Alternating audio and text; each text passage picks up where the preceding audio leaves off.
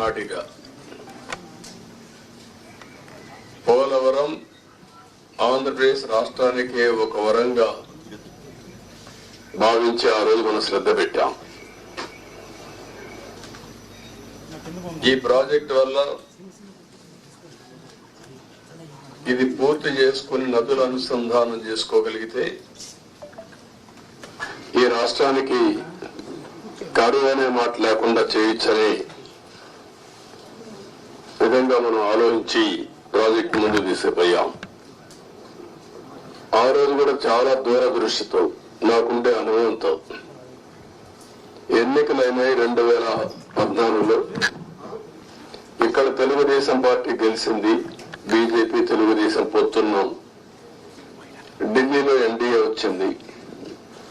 నేను మొట్టమొదటిసారిగా రిక్వెస్ట్ చేసింది, ఎందుకంటే నేను విజువలైజ్ చేశాను కాబట్టి 7 మండలాలు తెలంగాణలో ఉన్నాయి, కరువుకి ముంపు గురయ్యే మండలాలు. ఆ 7 మండలాలు గాని మనకి ఇవ్వకపోతే 2 రాష్ట్రాలు జూన్ 2వ తారీఖు నోటిఫై అవుతాయి. నోటిఫై అయిన తర్వాత మళ్ళీ అసెంబ్లీ పోయి ఆ రాష్ట్రాలు ఒప్పుకుంటే తప్ప ఇది సాధ్యం కాదు. అందుకనే పట్టుబట్టి మీరు 7 మండలాలు ఇవ్వకపోతే నేను ప్రమాణ స్వీకారం కూడా చేయను, ఇంకా పోలవరం ప్రాజెక్ట్ కాదు అనే ఉద్దేశంతో నేను పట్టుబట్టి ఫస్ట్ కేబినెట్ చరిత్రలో ఎన్డీఏ 2